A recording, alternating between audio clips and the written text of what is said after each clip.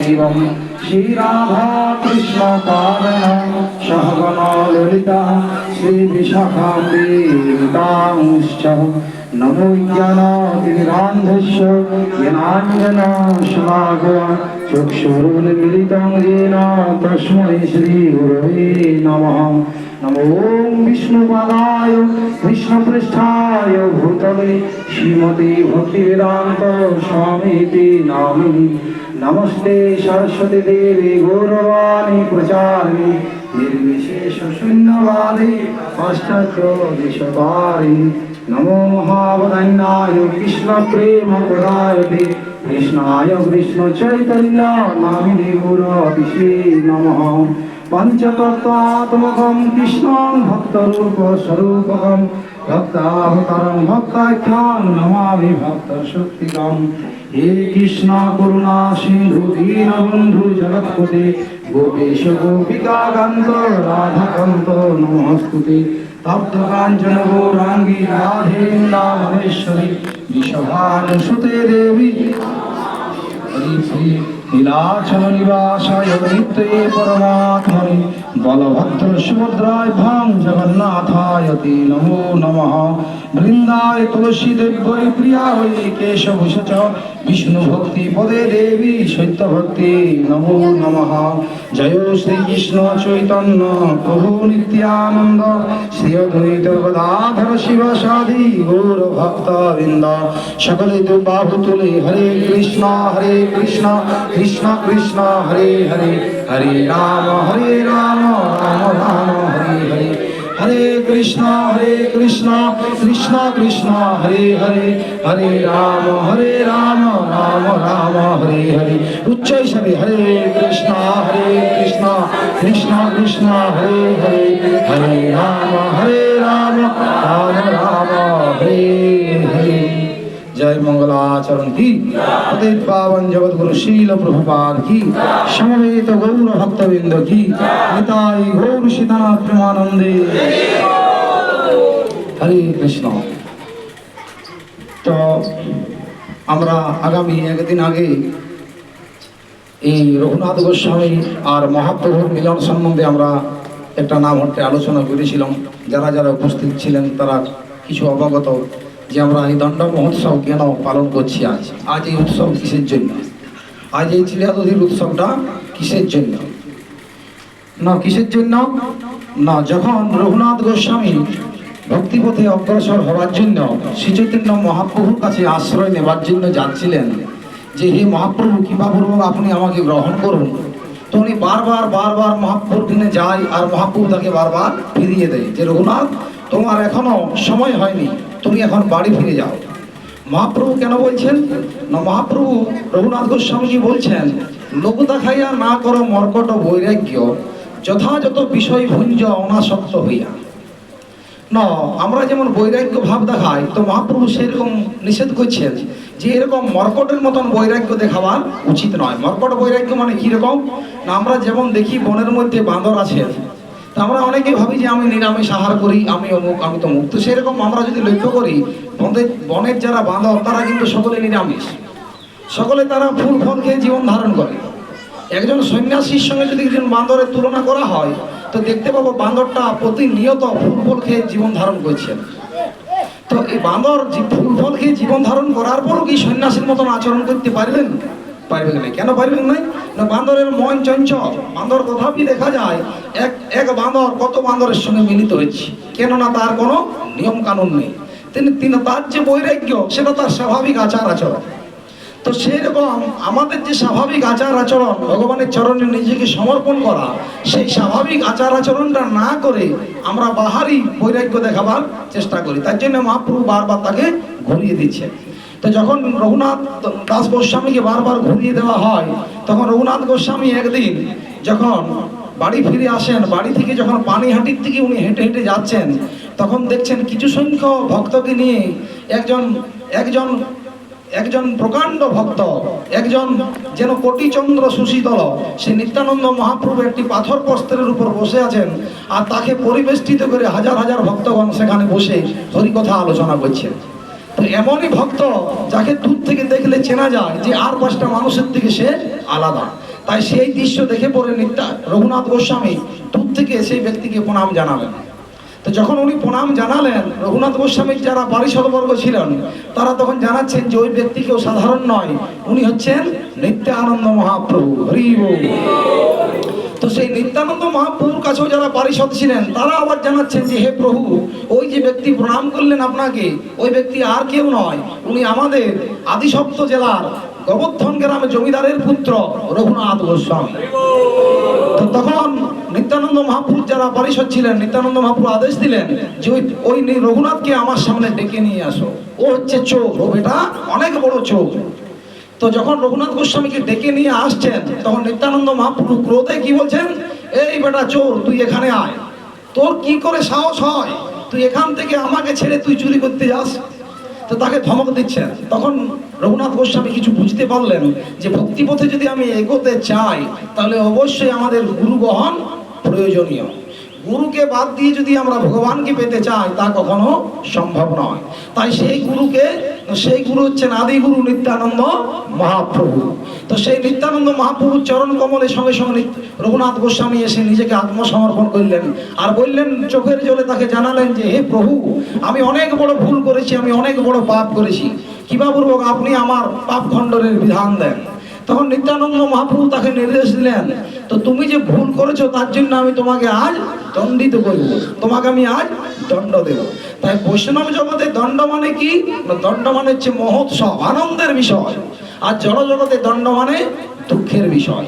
তাই যখন রঘুনাথ গোস্বামীকে দণ্ড দিলেন যে আয় চোরা, তোকে আজ আমি করিমু দণ্ডন, তখন রঘুনাথ গোস্বামী বলছেন, প্রভু দেন আমাকে কি দণ্ড দিবেন? তো তখন বলছেন, আমি তোমাকে এই দণ্ড দেব, আমার যারা সন আছেন, আমার যারা ভক্তগণ আছেন, তাদের সকলকে তোমাকে এই দধি চিড়া খাওয়াতে হবে। হরি বল। তো সেই জন্য রঘুনাথ গোস্বামী সেদিন আনন্দিত হয়ে পড়ে সকল ভক্তগণকে দধি চিড়া খাইয়েছিলেন। চিনি, কলা, দধি, চিড়া সকলকে পেট ভর্তি করে সকলকে প্রসাদ পাইছিলেন নিত্যানন্দ মহাপ্রভুকে দিয়ে বলে। তো যখন সকলে প্রসাদ পান, প্রসাদ পাওয়ার পর তখন রঘুনাথ গোস্বামী আবার পুনরায় প্রণাম জানান যে হে প্রভু, আমি যে পাপ করেছিলাম তা কি এখন খণ্ডন হয়ে গেছে? তখন নিত্যানন্দ মহাপ্রভু কি করলেন, তার দু চরণখানি রঘুনাথ গোস্বামীর মাথার উপর রাখলেন। তো তখন বললেন, যাও, তুমি এবার মহাপ্রভুর কৃপা লাভ করবে। হরি বল। তো এই দণ্ড যখন উপভোগ করলেন, উপভোগ করার পর খুব মনের আনন্দের সহিত উনি স্বয়ং ভগবানকে লাভ করেছিলেন। তো তাই আমরা সকলে যদি এই বৈষ্ণব জগতে আমরা যারা এগোতে চাই, ভক্তিপথ অবলম্বন করতে চাই, আমাদেরকেও মাঝে মাঝে সকলকে দণ্ড অবলম্বন করা প্রয়োজন। দণ্ড কথার অর্থ কি এখানে? দণ্ড কথার অর্থ এমন নয় যে ফাঁসি দেওয়া, দণ্ড কথার এমন অর্থ নয় যে তাকে জেলে বন্দী করে রাখা। দণ্ড কথার অর্থ হচ্ছে ভগবানের সেবায় যুক্ত হওয়া। যিনি ভগবানের সেবায় যুক্ত হবেন, যিনি ভগবানের সেবায় যুক্ত হয়ে নিজে ত্যাগ স্বীকার করবেন, তিনি জানবেন আমি দণ্ড গ্রহণ করছি। আর আপনি যদি ভগবানের সেবায় যুক্ত না হন তাহলে কিন্তু আপনি সেই দণ্ড গ্রহণ করেন নাই। তাই আমাদের সেই সকলেরই দণ্ড গ্রহণ করা উচিত, যাতে করে আমরা ভক্তিপথে এগোতে পারি। তাই সেই দিন থেকে আজ অবধি এখনো পানিহাটিতে এই দধিচিড়া মহোৎসব পালিত হয়। আজকের দিনেও সেখানে হাজার হাজার লক্ষ লক্ষ ভক্তের ভিড়, যেখানে সকলে এই দধিচিড়া উৎসব পালন করছেন। তো আমরা এই গ্রাম্য এলাকায় আছি, আমরা সকলে এতটা অবগত নই, তবুও আজ আমরা নিত্যানন্দ মহাপ্রভুর কৃপায়, শিল প্রভুপাদের কৃপায় আমরা এই কিছু মাত্র, সামান্য মাত্র এই অনুষ্ঠান আয়োজন করতে পেরেছি। তার জন্য এই অনুষ্ঠান আয়োজন করতে পেরে আমরা নিজেদিকে অনেক গর্বিত মনে করছি। এই অনুষ্ঠানটি করতে পেরে আমরা যাতে মহাপ্রভু গুরু গৌরাঙ্গের কাছে সকলে আশীর্বাদ প্রাপ্ত হতে পারি, এই গুরু মহারাজের কাছে যাতে কৃপা পাত্র হতে পারি, তার জন্য সকলে আমরা এবার দু বাহু তুলে হৃদয় থেকে আমরা এই হরিনাম করবো। সকলে বলুন, হরে কৃষ্ণ হরে কৃষ্ণ কৃষ্ণ কৃষ্ণ হরে হরে হরে রাম হরে রাম রাম রাম হরে হরে। হরি বল। তো এই দণ্ড মহোৎসব সকলেরই অংশগ্রহণ করা উচিত। এই দণ্ড মহোৎসব কোনো সাধারণ অনুষ্ঠান নয় যে আমরা এখানে এলাম, প্রসাদ পেলাম, আবার চলে গেলাম। এই দণ্ড যদি আমি গ্রহণ করি, এই দণ্ডই পারে আমাকে পরমার্থ দিয়ে পড়ে এই জীবন থেকে আমাকে গোলক বৃন্দাবনে পৌঁছে দিতে। তাই আমরা যারা বুদ্ধিমান ব্যক্তি তারা নিশ্চয়ই চাইবেন না এই জড় জগতে দুঃখ কষ্ট ভোগ করতে। আমরা সকলেই চাইবো যে আনন্দময় নিত্য গোলক ধাম সকলে যেতে। কেননা এই জগতে আমরা দেখতে পাচ্ছি, আমরা এখন ভোগারতি করছিলাম, আমরা জোরে আধা ঘন্টা ভোগারতি করেছি, তাতে আমরা কত কষ্ট ভোগ করছি। কেন করছি না? এই গরমের জন্য। তো এই গরমের জন্য আমরা কষ্ট ভোগ করছি, আবার যখন শীতকাল হবে তখন আবার এই গরমকে প্রয়োজন হবে। কেন না? এই জগতে যে আমরা বাস করছি, এই জগৎটা আনন্দ আর দুঃখ দিয়ে তৈরি। এমন নয় যে আপনি পুরো দুঃখ পাবেন, এমন নয় যে আপনি পুরো আনন্দ পাবেন। তাই বলছে ভালো করে ভেবে দেখো, ভালো করে ভাবে দেখো ভাই, এই জগতে আনন্দ মিশ্র নয়।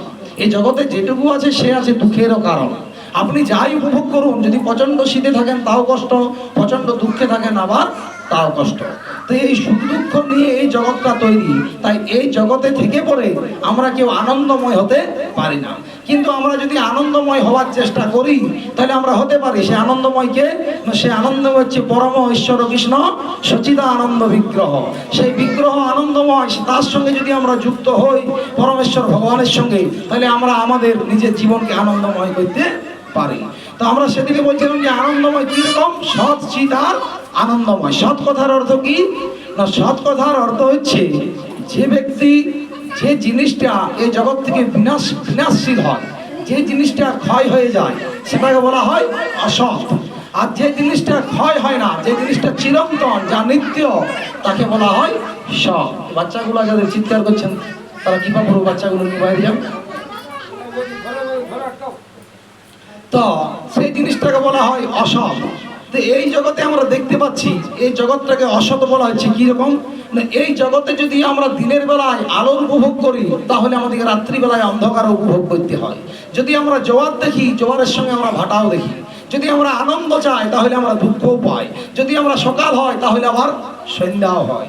আমাদের যদি জন্ম হয় তাহলে আবার মৃত্যু হয়। প্রত্যেকটির সঙ্গে প্রত্যেকটি সম্পর্ক এই জগতে আছে। তাই আমরা যারা যেমন কর্ম করছি তেমন ফল পাবে না। আমার যেমন কর্ম তেমন ফল। তাই আমার লক্ষ্য করা উচিত আমি কি কর্ম করছি। সৎ কর্ম করছি না আমি অসৎ কর্ম করছি? আমি সতের সঙ্গে যুক্ত হচ্ছি না আমি অসতের সঙ্গে যুক্ত হচ্ছি? তাই আমাদের সেই জিনিসটার সঙ্গে যুক্ত হওয়া উচিত, যে জিনিসটার সঙ্গে যুক্ত হলে আমাদেরকে আর নিত্যকাল এই জগতে ঘুরে আসতে হবে না, আর দুঃখ ভোগ করতে হবে না। যেখানে গেলে আমরা পরম আনন্দে বসবাস করতে পারি, পরম আনন্দে ভগবানের সেবা করতে পারি, তাকে বলা হয় সৎ। আর চিৎ বস্তু কিরকম না? এই জড় জগতে যে কোনো বস্তু দেখছি সেই বস্তুটা চিৎ বস্তু নয়। সেটা কি বস্তু? জড় বস্তু। চিৎ বস্তু কাকে বলা হয়? যে বস্তুর মধ্যে চেতনা আছে তাকে বলা হয় চিৎ বস্তু। যেমন আমি কথাবার্তা বলছি, আমি নাড়াচাড়া করছি, আমার মধ্যে একটা চিৎ স্ফুলিঙ্গ আছে, যার জন্য আমি কথাবার্তা বলতে পারছি। সেই চিৎ স্ফুলিঙ্গটা কি? সেটা হচ্ছে আত্মা। সে আত্মাকে পরিচালনা করছেন কে? পরমাত্মা। সে পরমাত্মার কৃপায় সে আত্মা পরিচালিত হচ্ছে, যার জন্য আমি নাড়াচাড়া করতে পারছি। কিন্তু যদি আপনি চিন্ময় জগতে যান, সেখানে প্রত্যেকটি বস্তু হচ্ছে চিন্ময় বস্তু। সেখানে যদি আমি এরকম মাইক্রোফোনে জড় বস্তুটা যেমন নিজের থেকে নাড়াচাড়া করতে পারে না, ওখানে কিন্তু তা পারে। ওখানে যারা বৃক্ষ আছে তারা কথা বলতে পারে। ওখানে আপনি যার সঙ্গে কথা বলবেন তাই কথা বলবেন। কল্প বৃক্ষ আছে, সেখানে দাঁড়িয়ে আপনি যা চাইবেন সেখান থেকে আপনি তাই পাবেন। এমন নয় আপনাকে আম খাওয়ার জন্য আম গাছের তলে দাঁড়িয়ে থাকতে হবে। সেখানে যে কোনো বৃক্ষের সামনে যে কোনো জিনিস আপনি চাইবেন সেখানে সেইটাই পাবেন। তার জন্য সেই জায়গাটা হচ্ছে চিৎ বস্তু। সেই চিৎ বস্তু হচ্ছে এখান থেকে কত দূরে না? যেখানে স্বয়ং ভগবান থাকেন গোলক বৃন্দাবন। সচ্চিৎ আর আনন্দময়। সেই আনন্দ কোথায় আছে না? সেই আনন্দ যার মাধ্যম দিয়ে জগতে প্রকাশিত হচ্ছে, যে আনন্দের ছটা আমরা এই জগতে দেখতে পাচ্ছি, সেই আনন্দ কোথায় না? সেই আনন্দ আছে স্বয়ং ভগবান শ্রীকৃষ্ণের চরণে। তো সেই আনন্দময়ের চরণে যদি আমরা নিজেকে সমর্পণ করি তবে তো সে আনন্দ উপভোগ করতে পারি। কিন্তু আমরা সেই আনন্দকে উপভোগ না করে আমরা যেখানে নিরানন্দ আছে, যেখানে নিরানন্দ আছে, যেখানে দুঃখ আছে, সেইখানে আমরা ডুবে থাকার চেষ্টা করছি। প্রত্যেক ব্যক্তি আমরা, কি বাচ্চা, কি বয়স্ক, কি বৃদ্ধ, সকলেই। তো সকলে আমরা সেই দুঃখের সমুদ্রে হাবুডুবু খাচ্ছি। আমরা কিন্তু পরিবার না দেখিয়ে উপায়, আমরা সেই নিয়ে চিন্তা করছি না যে দুঃখ থেকে কিভাবে মুক্তি পাবো, কিভাবে একটু আনন্দ পাবো। প্রত্যেক ব্যক্তি আমরা প্রতিনিয়ত কষ্ট পাচ্ছি, দুঃখ পাচ্ছি। দুঃখ পাওয়ার পর আমরা চিন্তা করছি না জগতে কিভাবে আনন্দ পাওয়া যায়। তো আনন্দ তখনই পাবেন যদি আপনি সেই মহাপ্রভুর পদকমলে আপনি নিজেকে আত্মসমর্পণ করেন, যদি ভগবানের শ্রী চরণ কমলে নিজেকে সমর্পণ করেন, ভগবানের সেবায় যদি আপনি যুক্ত হন, ভগবানের কথা ভগবান যেভাবে আমাদেরকে নিজের জীবনকে পরিচালনা করতে বলেছেন সেইভাবে যদি আমরা আমাদের নিজের জীবনকে পরিচালনা করি, তাহলে আমরা সেই আনন্দ উপভোগ করতে পারি। কে কে আনন্দ চান এই জগতে? যারা এখানে উপস্থিত আছেন, আনন্দ কে কে চান? সবাই চাইছে না, অনেকে অনেক লেটে লেটে হাত উঠছে। আমরা কেন না সকলে আনন্দ সেভাবে উপভোগ করতে চাই না। যদি আমরা আনন্দ চাই, প্রভু কে চান? সঙ্গে সঙ্গে আমরা হাত তুলবো, আনন্দ চাই, কিন্তু আমরা পাচ্ছি না, আমরা দুঃখও চাই। এই জগৎটা এরকম, আমরা থেকে থেকে দুঃখ আর আনন্দ আমরা ভুলে গেছি যে কোনটা দুঃখ আর কোনটা আনন্দ। যেমন একটা বাচ্চা ছিল বলতে পারে না কোনটা মিষ্টি, কোনটা নোনতা, কোনটা ঝাল। সে অনেকক্ষণ পরে বাবা মিষ্টি লাগছে, অনেকক্ষণ বাদে বলে হ্যাঁ মিষ্টি লাগছে। তা আমরা সেই রকম এই জগতে মায়ার কোলে আমরা সেই জিনিসটা ভুলে গেছি। কেন ভুলে গেছি না? আমরা ভগবানকে ভুলে গেছি। তাই বলছি কৃষ্ণ ভুলি যেই জীব ভগবান যা করে, নিকটস্থ মায়া তারে চাপটিয়া ধরে। যখনই আপনি কৃষ্ণকে বাদ দিবেন তখনই মায়া দেবী আপনাকে ভুলিয়ে দিবে। তাই কৃষ্ণকে ভুলা মানে আমি মায়ার সঙ্গ করছি, আর মায়ার সঙ্গ করা মানে আমি কৃষ্ণকে ভুলে গেছি। তাই এই জগতে এই যে হাবুডুবু খাচ্ছি, কৃষ্ণকে ভুলে গেছি, মায়াকে ধরে আছি, আমি এখান থেকে মুক্তি পাবো কি করে, পরিত্রাণ পাবো কি করে?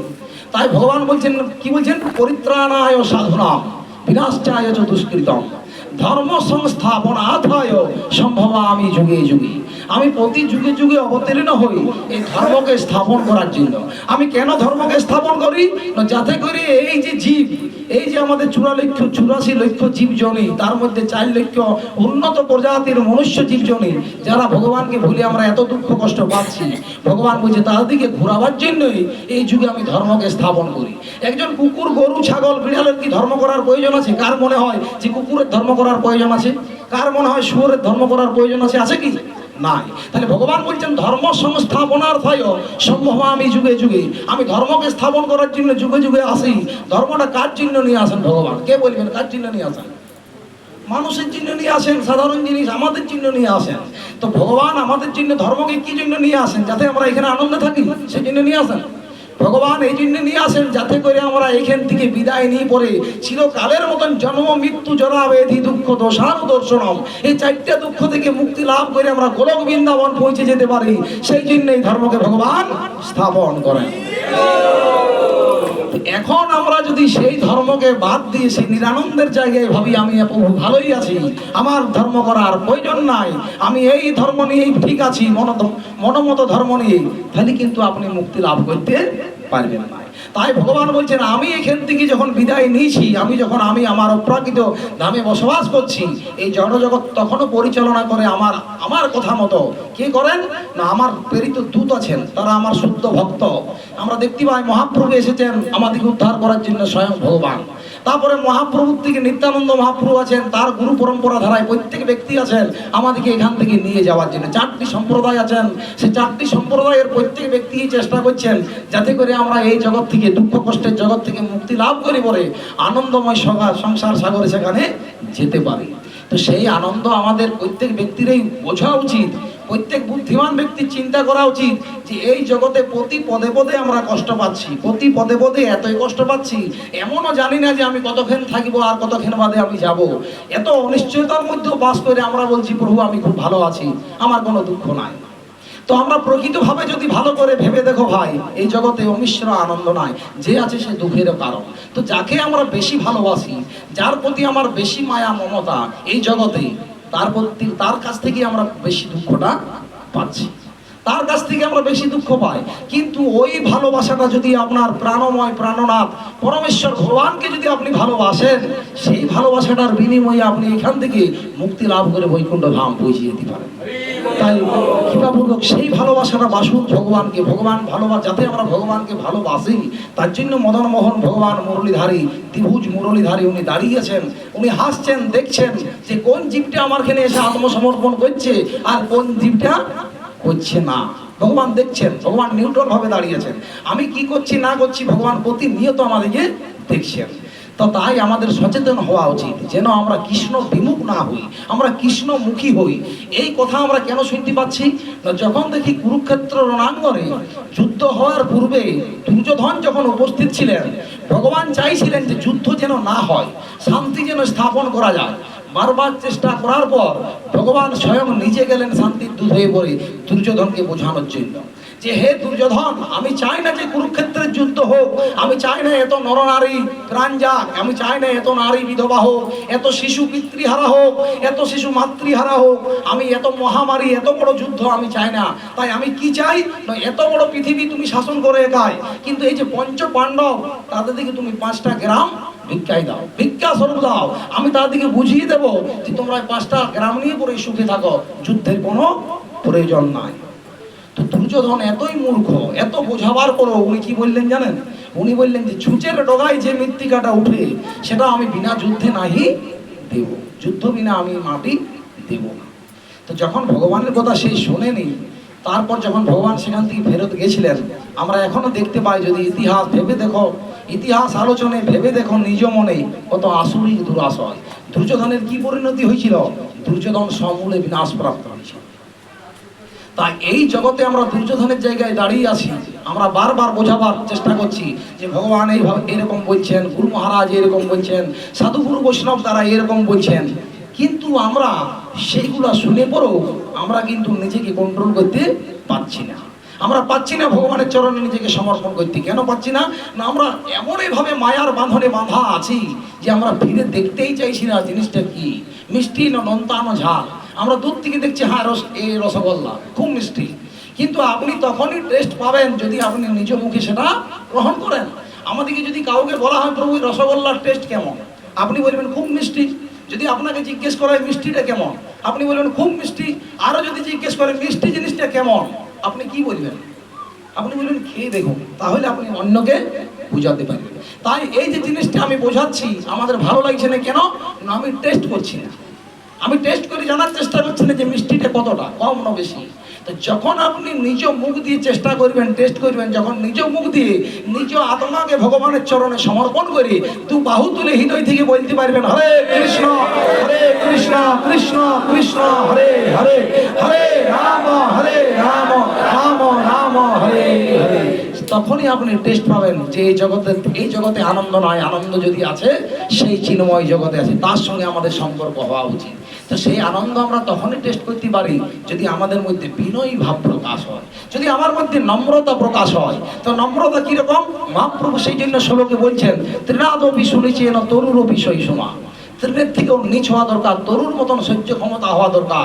অমানিন মানদেন, অপরকে মান দেওয়া দরকার আছে, নিজের মানের আশা না করে অপরকে মান দেওয়া দরকার আমাদের। অমানিন মানদেন, যদি এই কোয়ালিটিগুলি আমাদের মধ্যে থাকে তবে কীর্তনিয়া সদা হরি, সেই হরি কীর্তন করার যোগ্য ব্যক্তি। একটা দৃষ্টান্ত দিই আমি। এক সময় আমাদের বোম্বাই শহরে গৌরী মঠের কিছু মহারাজ ছিলেন। তো সেই মহারাজরা কি করছিলেন, একটা মোটর গাড়িতে করে 4-5 জন মোটর গাড়িতে করে সাধু ব্যক্তি তারা পথ দিয়ে যাচ্ছিলেন। তো পথ দিয়ে যখন যাচ্ছিলেন, রাস্তায় বর্ষাকাল খুব যেমন জল জমে আছে ওইরকম জল জমেছিল। একটা পাশের থেকে বড় গাড়ি, ওই গাড়িটাকে ওভারটেক করতে যখন গেলেন, জলের মধ্যে সেই চাকাটা পড়ল, আর চাকাটা পড়তে পড়তে সেই জলটা কি হলো, ওই যারা সাধু ব্যক্তি ছিলেন সকলের গায়ে ছিটকে লাগিল, আর যা মহারাজ ছিলেন তার মুখেও লাগিল, মাথাতে লাগিল, গোটায় লাগিল। এখন যে ড্রাইভার সেই প্রধান্বিত করছেন যে ওই ব্যক্তিকে ধরে আমি আগে মারিব, তারপর অন্য কিছু গল্প করব, কেননা মহারাজ যে আছেন তাকে এরকম জল ছিটকাই দিয়ে চলে গেলেন, এত বড় অভদ্র, এরকম কথাবার্তা বলছেন। আর ওই যে ব্যক্তি গাড়ি চালিয়ে নিয়ে পালাচ্ছিলেন, তিনিও গাড়িটাকে দাঁড় করিয়ে ওই দুজনের মধ্যে একটা প্রচন্ড ঝামেলার সৃষ্টি হয়, এই মারি এই রাখি, খুব গালাগালি কথাবার্তা হচ্ছে। তো এই মহারাজ যার মুখে সেই জল লাগলেন, উনি বিনয়ের সহিত কি বলছেন জানেন, সকলের সামনে যারা করে বলছে দাঁড়াও দাঁড়াও আমার কথা একটু শোনো তোমরা, আমি কি বলছি শোনো। উনি বলছে আমি মন্দিরে যখন প্রতিদিন বিরাই, প্রতিদিন ভগবানের চরণামৃত নিয়ে পরে আমি রাস্তায় বেরোই, প্রতিদিন ভগবানের চরণামৃত পাই। তো আজ যে তোমরা যেভাবে গাড়ি চালালে, তোমাদের কৃপাতে আমি আজকে মঠরামৃত পাইলাম। আমি কি পাইলাম? মঠরামৃত পাইলাম, ওই গাড়ির চাকা ধোয়া জল পাইলাম, এটাও তো এক ধরনের চরণামৃত। তো যখন এই কথাটা বললেন, সকলের যে মনের মধ্যে রাগ ছিল সকলেই কন্ট্রোল হয়ে গেলেন। মহারাজ কি বললেন, সকলের মুখে হাসি ফুটে গেল, সকলে যে মারপিট করছিলেন সেই ক্রোধটা তারা ভুলে গেলেন। সকলে বলছেন না মহারাজ যা বলেছেন ঠিক আছে, প্রভু ভুলেছে, আমার এইভাবে চালানোটা উচিত হয় না। তো এই যে কন্ট্রোল করার ক্ষমতা, এই যদি চিন্তা ভাবনাটা আমাদের মধ্যে থাকে, তাহলে আমরা ভক্তি পথে এগোতে পারি। কিন্তু ওই জায়গায় যদি হাওয়াও করে লেগে যায়, ও মেরেছে তাহলে আমি ওকে মারবো, তারপরে প্রতিশোধ নেব, তাহলে কিন্তু সেটা সেই জিনিসটা নয়, সেই জিনিসটা সমাধান নয়। তাই সমাধান যদি আমরা করতে চাই, সে গুরু পরম্পরায় থেকে পরে আমাদের সমাধান করা উচিত। তার 10 মিনিট বলবো, তারপরে আমি শেষ করি। তো মহাপ্রভু একটা লীলা বলছি। তো মহাপ্রভু এক সময় শিবাসঙ্গনে কি করছেন, হরিনাম কীর্তন করছেন। তো হরিনাম কীর্তন করছেন, মহাপ্রভু এতই আনন্দের সহিত কীর্তন করছেন। তো মহাপ্রভু যখন কীর্তন করতেন শিবাসঙ্গনে, তো শিবাসঙ্গনে যারা শুদ্ধ ভক্ত তারাই কেবলমাত্র সেই শিবাসের ভিতরে প্রবেশ করতে পারতেন। সবাইকে মহাপ্রভু প্রবেশ করাটা পছন্দ করতেন নাই। কেন করতেন নাই? না ওই ব্যক্তি আমার কেন হরিনাম শুনে কাইলে ওরখানে নিন্দা করিবে, আমার নিয়ে ওই কথা বলবে, ওই ব্যক্তি আর ওই কথা বলবে, দিয়ে আমাদের এখানে আসি হরিনাম করবে। তাতে কি হয়? তাতে কীর্তনের যে মূল আনন্দ, সেই আনন্দটা আমরা পাচ্ছি না। এই যে আমরা হরিনাম করছি, কেউ আনন্দ পাচ্ছেন, কেউ পাচ্ছেন না, কেউ হাতে তালিও দিতে পারছি না। কেন পাচ্ছি না? না আমাদের মধ্যে সেই অপরাধগুলো, সেই পাপটা আমরা মাথায় নিয়ে ঘুরে বলছি, যার প্রভাবে আমরা ভগবানের সঙ্গে কানেক্টিং হতে পারছি না। যখন আপনি শুদ্ধভাবে ভগবানের সঙ্গে কানেক্টিং হবেন, তখন আপনি হরিদাস ঠাকুরের মতন ভুলে যাবেন যে আমার কখন খাওয়া দরকার, কখন স্নান করা দরকার, কখন আমার আত্মীয়তা রাখা দরকার। তখন আপনার একটাই চিন্তা হবে, কি করে আমি ভগবান শ্রীকৃষ্ণের চরণে নিজেকে সমর্পণ করে দিতে পারি। তো সেই চিন্তাধারাটা আমাদের তখনই আসবে যদি আমরা এই অসৎসঙ্গগুলো ত্যাগ করি, সৎসঙ্গের মধ্য দিয়ে নিজের জীবনকে প্রবাহিত করতে পারি। তো মহাপ্রভু যখন কীর্তন করেন, সেখানে বেশি সংখ্যক লোকের প্রবেশের অনুমতি ছিল না। তো সেখানে কিছু সংখ্যক ভক্ত সেখানে হরিনাম করতেন। সন্ধ্যাবেলা মহাপ্রভু কীর্তন শুরু করেছেন। তো সেখানে সকলে এত উচ্চই স্বরে উদণ্ড কীর্তন করছেন, মহাপ্রভু খুব আনন্দের সঙ্গে উদণ্ড কীর্তন করছেন। মহাপ্রভুর হাতের যে বাহু তারা খুব লম্বা। তো সেই মহাপ্রভু যখন কীর্তন করেন, যখন মনে হয় যে একটা তাল গাছ যেন প্রকাণ্ড সোনার তাল গাছ উঠছে আর নামছে, সেইভাবে মহাপ্রভু কীর্তন করছেন। আর ভক্তরা সেই দৃশ্য দেখি পরে, ভক্তরাও আর দাঁড়িয়ে থাকতে পারছেন না, তারাও কীর্তন করছেন। তারা দেখছেন সমস্ত ব্রহ্মাণ্ড যেন টলমল করছেন মহাপ্রভুর সেই কীর্তন। তো মহাপ্রভু কীর্তন করতে করতে হঠাৎ দাঁড়িয়ে গেলেন। ভক্তরা বলছেন, প্রভু কি অপরাধ হয়েছে, আপনি দাঁড়িয়ে গেলেন কেন? আপনি কীর্তন করছেন না কেন? কেন করছেন না? তো মহাপ্রভু যেন আমি কীর্তনে সেরকম আনন্দ পাচ্ছি না, আজ যেন আমার কীর্তনে কেউ বাধা দিচ্ছে। কি ব্যাপার, সেই কীর্তনে কে আছে শিবাস? মহাপ্রভু, প্রভু এখানে তো কেউ নেই, আমি তো আপনার অনুমতি ছাড়া কাউকে প্রবেশ করতে দিই না, তাহলে আপনি কেন আনন্দ পাচ্ছেন না? ঠিক আছে, কিছু নয়, আবার কীর্তন শুরু করো। তো আবার কীর্তন শুরু করলেন, আবার সবাই নৃত্য আনন্দ কীর্তন করছেন, মহাপ্রভু আবার নৃত্য করছেন। আবার দাঁড়িয়ে গেলেন মহাপ্রভু, না শিবাস, আমি সেরকম আজ আর আনন্দ পাচ্ছি না কীর্তনে, মনে হচ্ছে কীর্তনে কেউ বাধা দিচ্ছে। কি কারণ শিবাস? তো শিবাস বারবার প্রত্যেকটা ভক্তকে জিজ্ঞেস করছেন, কি ব্যাপার, মহাপ্রভু কেন আনন্দ পাচ্ছেন?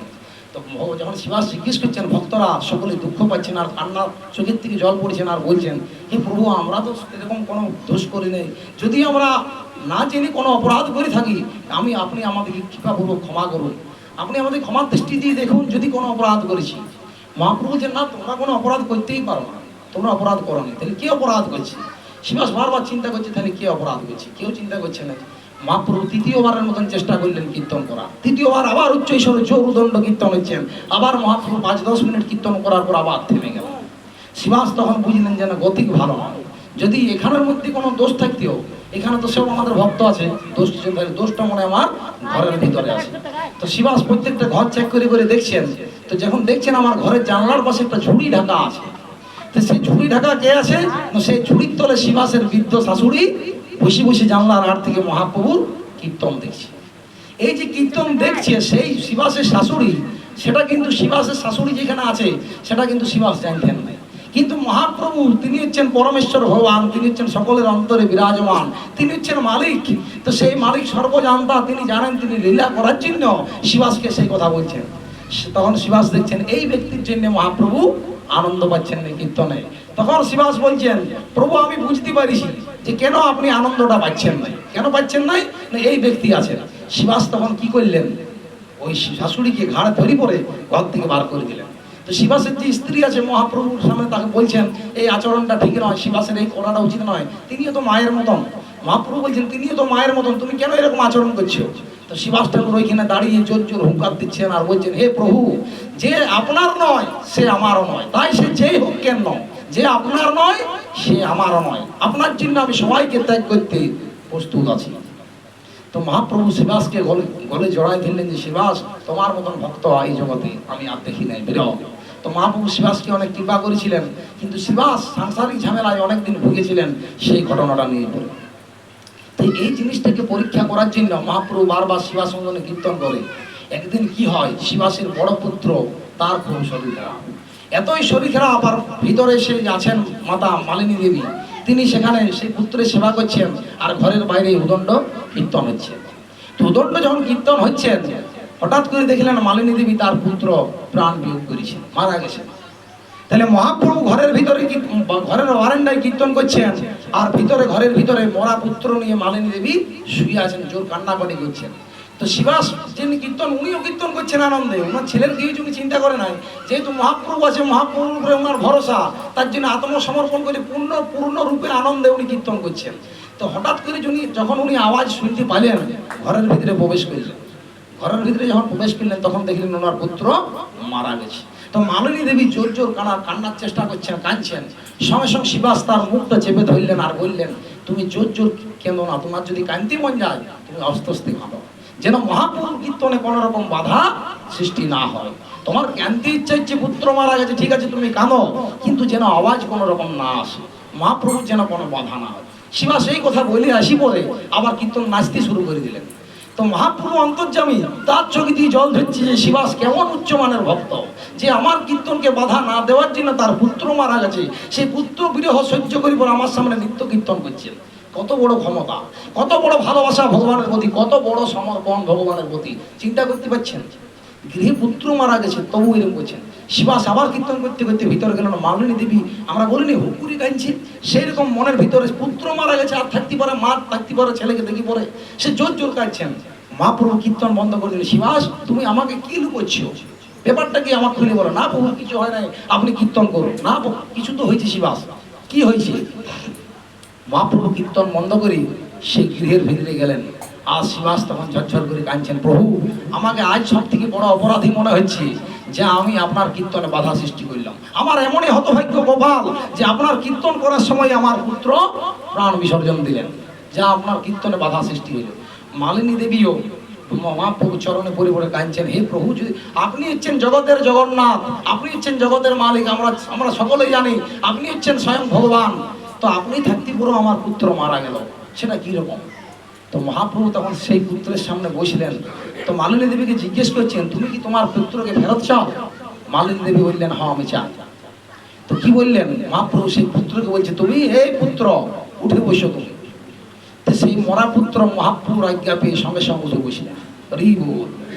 তো সেই মরা পুত্র উঠে বসে পড়ে বলছে, মহাপ্রভু কিরে, তুই তোর মা বাবাকে কাঁদিয়ে পড়ে তুমি কোথায় যাচ্ছ? মহাপ্রভু বলছেন, তোমার মা বাবাকে কান্নাকাটি এত দুঃখ দিয়ে পরে তুমি কোথায় চলে যাচ্ছ? তো তখন সেই মরা পুত্র মহাপ্রভুর চরণে হাত জোড় করে পরে বলছেন, হে প্রভু, যে বাড়ির মধ্যে কীর্তন হয়, যে বাড়ির মধ্যে স্বয়ং ভগবান নিত্য কীর্তন করেন, সেইখানে যখন আমি আমার দেহত্যাগ করে আমি এইখান থেকে গোলক বৃন্দাবনে যাচ্ছি, এর থেকে বড় সৌভাগ্য আর কি হইতে পারে?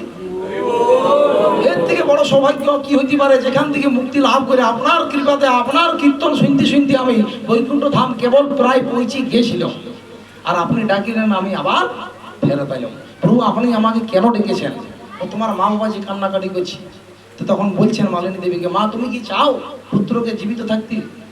তখন বললেন সেই পুত্র, মা আমাকে আশীর্বাদ করো যেন আমি সহজে বৈকুণ্ঠ ধাম যেতে পারি। এই জড়জগৎ দুঃখের সংসার, আমি এখানে থাকতে চাই না, আপনি আশীর্বাদ করুন যেন আমি বৈকুণ্ঠ ধাম যেতে পারি। তো সেই মালিনী দেবী, শিবাস যারা ছিলেন সকলেই দেখলেন সেই দৃষ্টান্ত। তো মালিনী দেবী তখন সে চোখের জল মুছে মহাপ্রভুকে প্রণাম করলেন আর বললেন, আমার পুত্রকে বৈকুণ্ঠ পৌঁছে দাও। মহাপ্রভু বললেন, যাও তুমি বৈকুণ্ঠে চলে যাও। সেই পুত্র আবার শুয়ে পড়িলেন, সেই পুত্র বৈকুণ্ঠে চলিলেন। তাই আমরা দেখি যেখানে ভগবানের নাম সংকীর্তন হয়, সেখানে ভগবানের নাম কীর্তন করা হয়, সেখানে স্বয়ং ভগবান বিরাজমান। ভগবান বলছেন, আমি আর আমার নাম অভিন্ন।